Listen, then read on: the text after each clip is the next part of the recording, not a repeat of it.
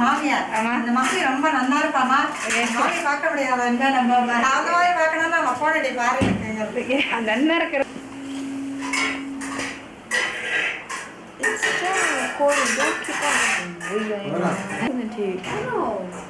Press the red button again if you don't want to stop recording. Press the red button.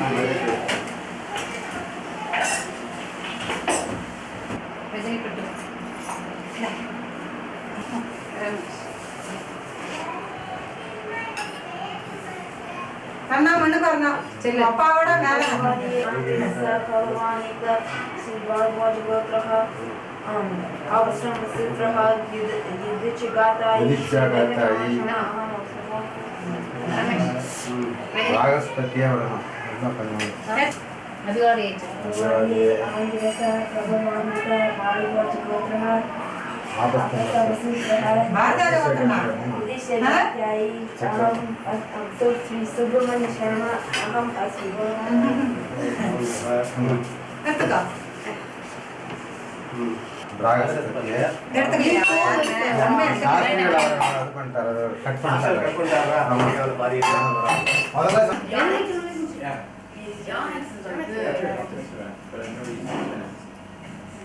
I love Janssens. I like them better than almost anything besides the head.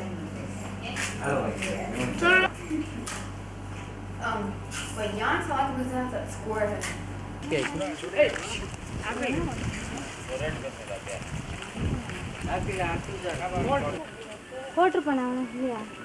Then a 6th century, 7th century back. I can take a good shot here.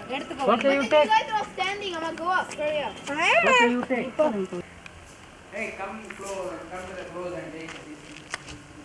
I'm taking it with my zoom. Then you go there. I will take you also. So that we can see.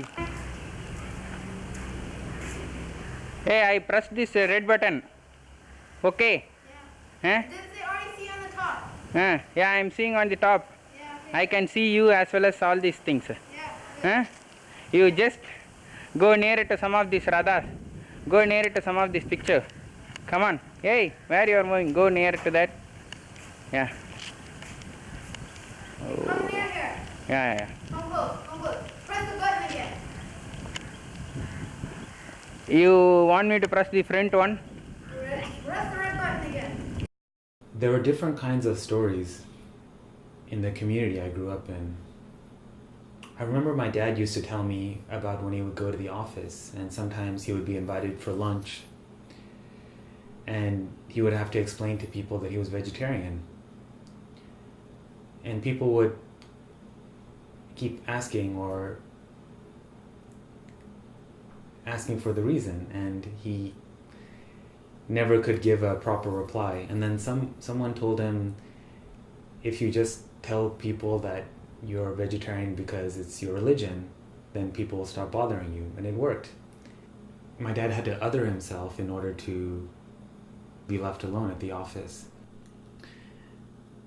And I wondered a little bit about how my parents took on the things that they would teach me was mostly philosophical and a kind of question and answer about existence, and rather than have absolute interpretations or beliefs, asked us to blindly follow whatever event or ritual that they wanted us to do. Maybe in some ways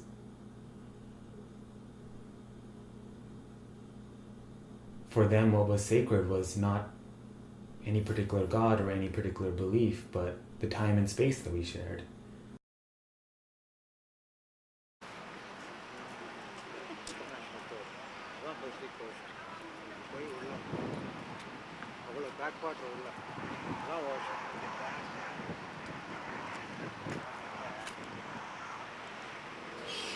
I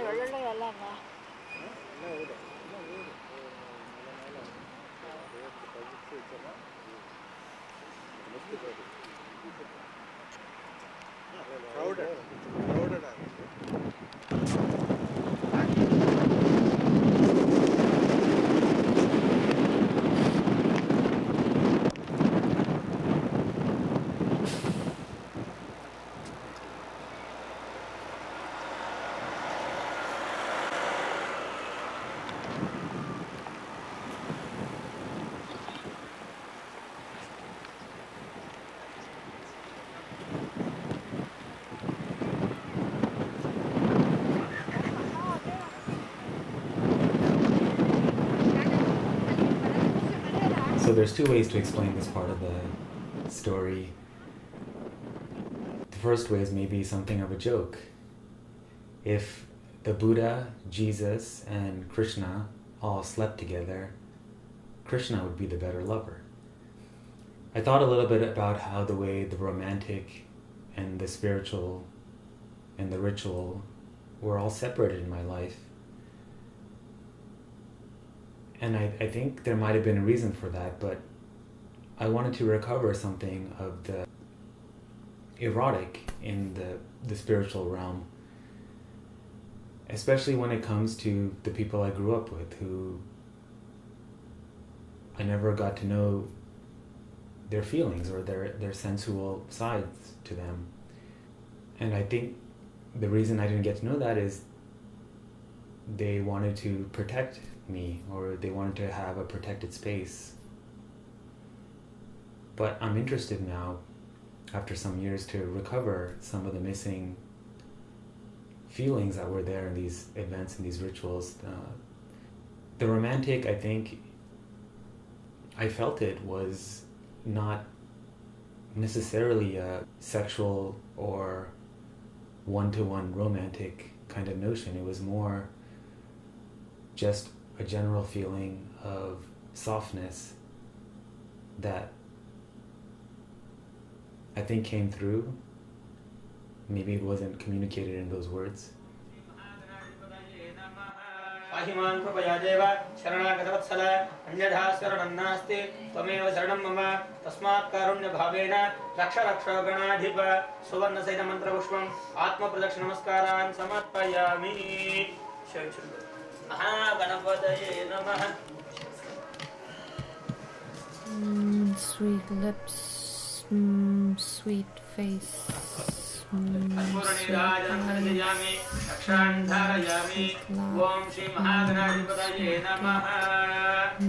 sweet heart, sweet adventures, sweet costume, sweet turning, walking, wandering, sweet flute, sweet hands, sweet feet, even the dust on his feet, sweet his dancing, sweet his friendship, sweet how he sings, drinks, eats, sleeps, swims, sweet looks, sweet the sacred mark on his forehead, sweet how he does what he does, even when he pilfers, even when he pukes, sweet when he's calm, the very thought of him, sweet. Sweet his neck chain, sweet the berries on it, sweet his favorite river Yamuna, sweet his waves, waters, sweet, sweet, sweet, sweet his girlfriends, sweet the love play, sweet meeting, painfully sweet parting, sweet how he looks, acts, sweet cowherds, sweet cows, sweet cane, sweet his creation, sweet devastation, sweet outcomes, he's a sweetie without exception.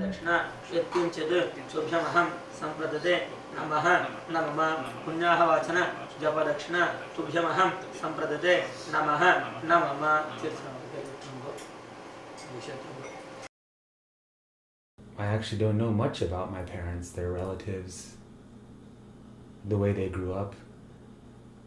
All I have is this story of the Ganga.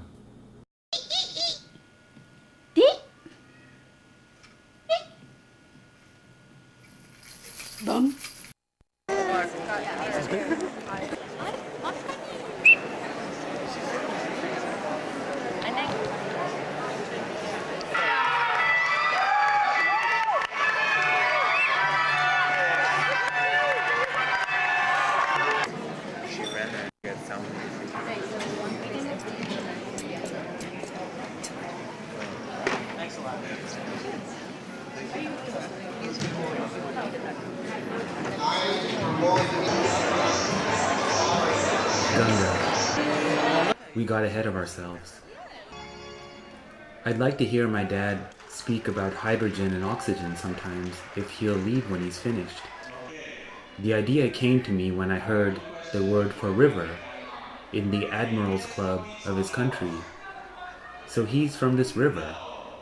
I figured he came from another one, and that our familiarity was through rolling hills. So now I realize he's from here, has cousins in towns he never talks about. Yet someone's head spouted from this river. Or was it the head that stopped the river?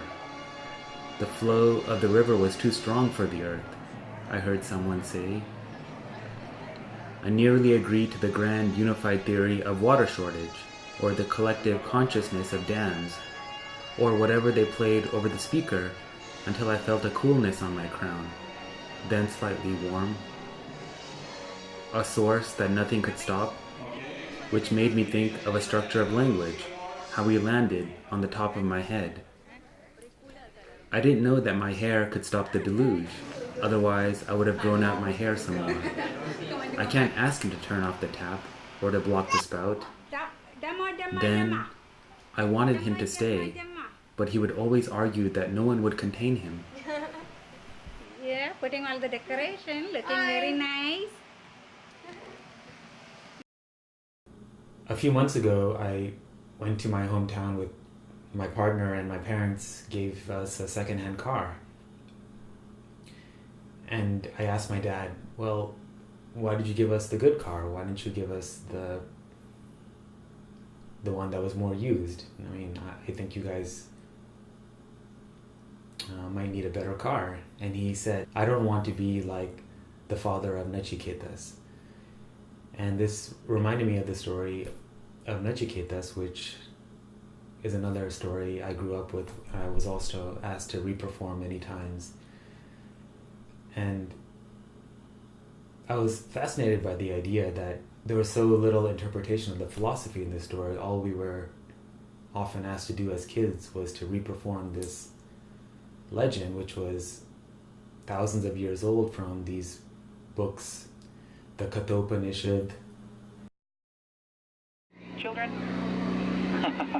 at this time, folks, we are now entering these ancient ruins devastated by an enormous earthquake a long time ago. At all times, you see that enormous tiger on the left-hand side. It is very hungry. It is very strong. And weighing in at 700 pounds, can still leap 30 feet across the river and into our boat. Please remain seated, remain calm, ladies and gentlemen. These are the deadliest snakes in the world. Yes, once upset, they are capable of leaping a distance of over 30 feet across the river and into our boat. What's special about these ancient ruins is that they guard the entrance to the sacred elephant pools here, where an entire herd of elephants will come down once a year, as they do every year on Thursdays. The story of Nachiketas, father of Nachiketas, was something of a big shot in his town. After a particularly successful harvest, he wanted to hold a ceremony called a yagna, where he would feed a lot of people and give them gifts. The gifts were mainly cattle or cows. While he was doing this, his son Nachiketas noticed that his father was giving mostly the unhealthy cows, or basically giving away gifts that had no real value, that nobody wanted. So he asked his dad, you're doing this whole yagna for the goodwill of yourself and the town and society, yet at the same time you're giving away these bad gifts and you're keeping the good cows to yourself. Isn't that a little bit cynical? His dad, basically he said, go to hell.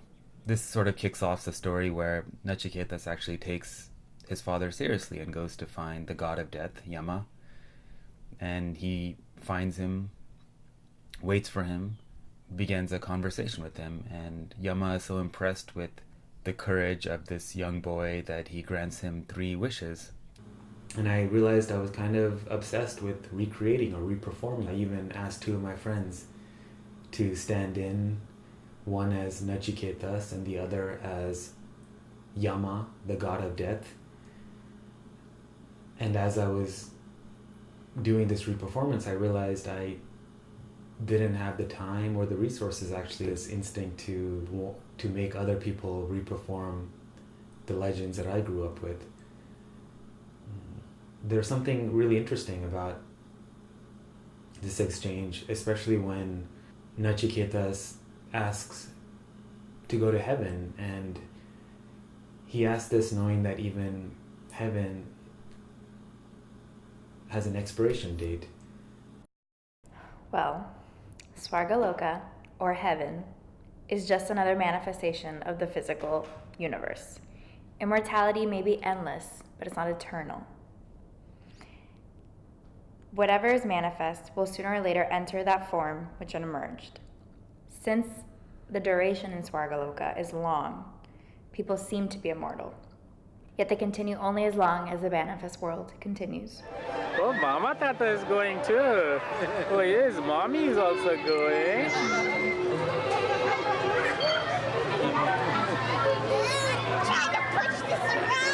Push this around. Push it, push it, push it, push it, push it, push it. Then the cup will go in. Yeah, duh, you know.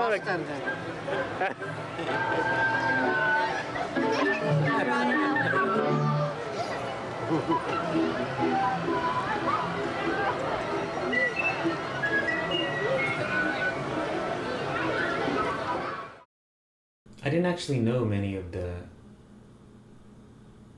rituals I was doing in these pujas or the meaning of the things I was saying. So later on I decided to reinterpret, especially trying to find a reason why these things were important to the people I grew up with, my family, and why they might be important for me. I had read E. Valentine Daniel some years ago. I recite some of his text from an essay during this portion. He discusses the militarization of religion, how cultures with a fixed belief system, fixed histories go bananas when they encounter cultures that don't pay much attention to a chronological history.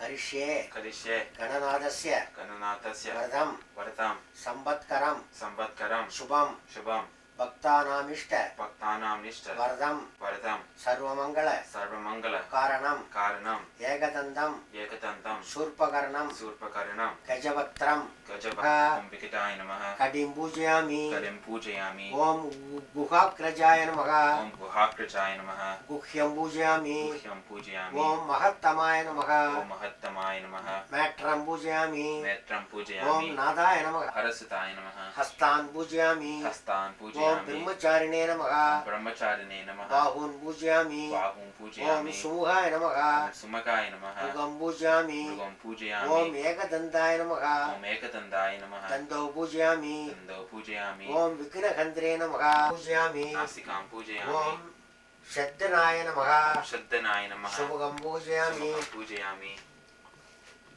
Om Parvati Nandanaya Namaha Padau Puja Marpayami Abhi Pushpati Shutti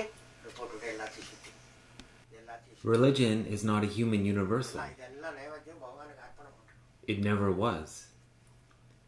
In this rapidly globalizing world, it might someday become one, but it isn't one yet. Given the way global power relations have worked over the past 1,000 years, the conquered, in their turn, have clamored to prove that they too, not just the conquerors, have religion. How could I possibly say that something is not universal without defining what that something is? But defining religion is your problem, not mine. प्रतिगृह्यताम् सिद्धिविनायकाय नमः ताम्बूलं दर्शयामि அவ்வளவுதான். அப்புறம் வந்து கற்பூரம் ஏற்றிக்கிறியா நல்லா உள்ள எடுத்துன்னு போடலாம் அப்புறம் எடுத்துக்கலாம் கொடுத்துருக்கியா கற்பூரம் ஏற்றிக்க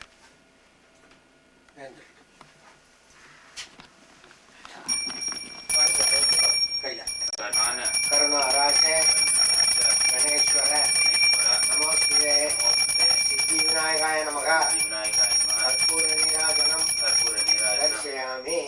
I made this video of me explaining what's happening as a sort of experiment for myself, a response to being angry or defensive when people repeatedly asked me things I felt were obvious. In some ways, I feel anger is a privilege, even defensiveness. Rolling your eyes at someone's ignorance. Yet I needed to explain myself with purpose, find a way to also entertain you, be superficial enough so you would accept me.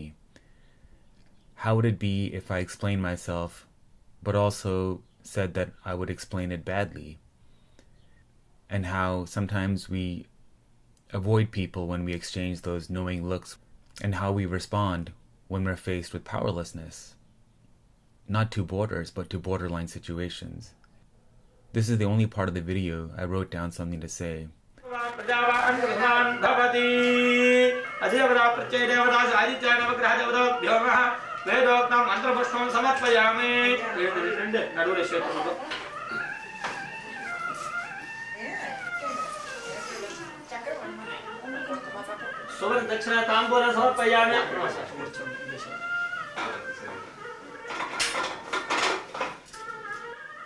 ओम नमस्ते गार्हवत्याय नमः आहवनीयाय नमो नमः प्रदर्शनं அப்படியே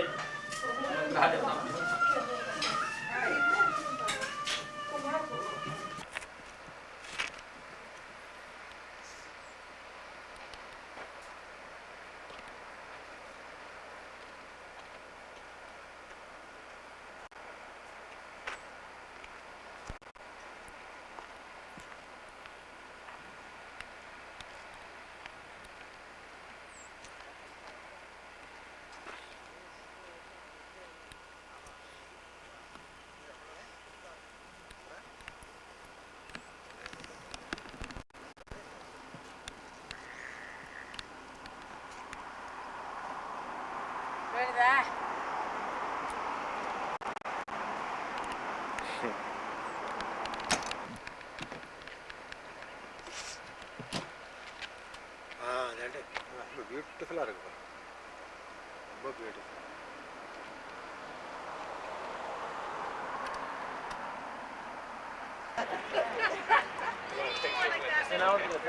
मतलब